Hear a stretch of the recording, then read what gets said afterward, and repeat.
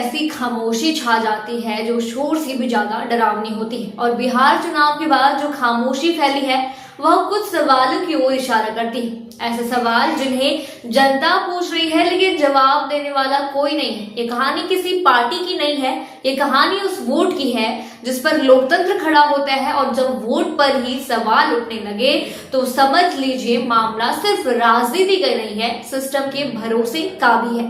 बिहार चुनाव के बाद पूरे देश में एक बेचैनी सी फैल गई है और ये बेचैनी किसी पार्टी की हार या जीत से नहीं बल्कि उन घटनाओं की श्रृंखला से पैदा हुई है जिन्होंने आम मतदाता के मन में गहरे सवाल खड़े कर दिए हैं।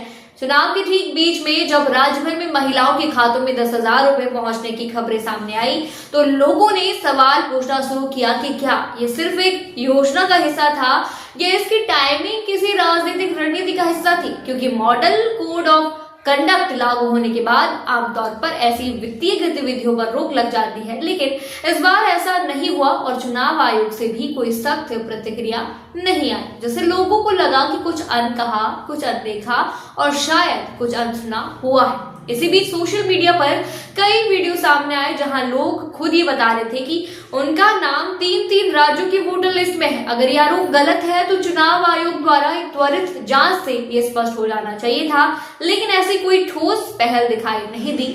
और इससे ये चर्चा और तेज हो गई कि क्या वोटर रजिस्ट्रेशन सिस्टम में कोई गंभीर खामी है या फिर कोई इस खामी का लाभ उठाता रहा।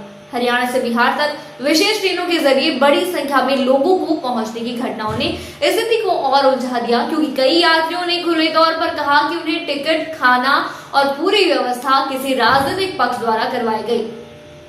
सवाल ये नहीं है कि वे किसे वोट देने आए थे, सवाल ये है कि इतनी बड़ी गतिविधि किसी भी आधिकारिक निगरानी के बिना कैसे हो गई और क्यों इन ट्रेनों का कोई रिकॉर्ड चुनाव आयोग की ब्रीफिंग में नजर नहीं आया। चुनाव के दिन भी कई जगहों से ऐसी शिकायतें आई जहां लोग वर्षों से वोट डालते आ रहे थे, लेकिन इस बार बूथ पर पहुंचकर उन्हें पता लगा कि उनका नाम लिस्ट से गायब है। कुछ बूथों पर तो 200-300 लोगों की लिस्ट से गायब होने जैसी बातें सामने आई और लोगों ने आश्चर्य जताया कि एक ही इलाके में एक साथ इतनी बड़ी संख्या में नाम अचानक कैसे हट गए। वोटर लिस्ट एक तकनीकी दस्तावेज है, गलती कहीं भी हो सकती है, लेकिन इतनी बड़ी संख्या में गायब होने जैसी स्थिति को आम लोग संयोग नहीं मान पाए। इसी बीच सीसीटीवी फुटेज का मुद्दा सबसे ज्यादा गर्माया। पहले से चुनावी निगरानी श्रेणी से हटाया गया, फिर एक नया नियम जारी कर दिया गया कि फुटेज सिर्फ 45 दिन तक ही उपलब्ध रहेगा, जबकि कई मामलों में अदालतें फुटेज की मांग कर रही थी ताकि मतदान प्रक्रिया की पारदर्शिता सुनिश्चित हो सके। ऐसे में लोग स्वाभाविक रूप से पूछने लगे कि आखिर फुटेज हटाने और सीमित रखने की क्या जरूरत थी।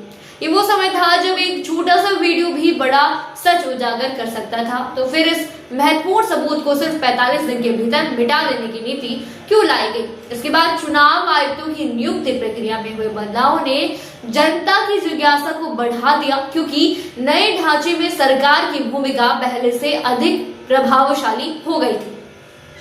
और फिर चुनाव के बीच में ही चुनाव आयोग से जुड़े वरिष्ठ अधिकारी के परिजनों को शीर्ष पदों पर भेजे जाने जैसी घटनाएं सामने आई, जिससे लोगों को लगा कि कहीं न कहीं सिस्टम में ऐसी गतिविधियां हो रही हैं जिन पर जनता को स्पष्टता नहीं मिल पा रही। जब नागरिक समूह, आरटीआई कार्यकर्ताओं और विपक्षी नेताओं ने इन मुद्दों पर न्यायालय का दरवाजा खटखटाया तो अचानक एक संशोधन पास हुआ जिसमें चुनाव आयोग के शीर्ष पदाधिकारियों को व्यापक कानूनी सुरक्षा प्रदान कर दी गई। इससे जनता के मन में ये सवाल और गहरा हुआ कि क्या इन सवालों का जवाब देने के बजाय नियमों को बदलना आसान समझा गया।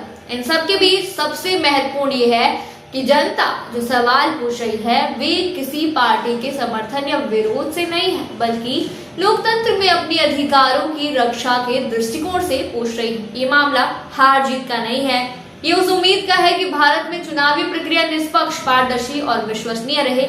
जब वीडियो, बयान, मतदाता सूची की अनियमितताएं, टाइमिंग आधारित योजनाएं, ट्रेनों की रहस्यमय गतिविधियां, सीसीटीवी फुटेज के नियम, नियुक्ति प्रक्रिया में बदलाव और कानूनी सुरक्षा ये सब एक ही समय में सामने आते हैं तो आम आदमी का मन शांत नहीं रह सकता। वो सवाल पूछता है क्योंकि लोकतंत्र सवालों से ही चलता है और अगर सिस्टम में हर चीज साफ और पारदर्शी है तो इन सवालों का जवाब देना किसी भी संस्था के लिए मुश्किल नहीं होना चाहिए। जनता को सिर्फ इतना ही चाहिए कि उसकी आवाज को सुना जाए और चुनाव परिणामों को लेकर जो भी संदेह है उनका तथ्यात्मक और खुला समाधान सामने आए, क्योंकि लोकतंत्र की सबसे बड़ी ताकत यही है, सवाल पूछा जा सके और उसका जवाब मिले बिना डर, बिना रोक और बिना चुप्पी के। आप क्या सोचते हैं इस पूरे मुद्दे पर? हमें कमेंट सेक्शन में जरूर बताइए और साथ ही बने रहिए पहाड़ न्यूज के साथ।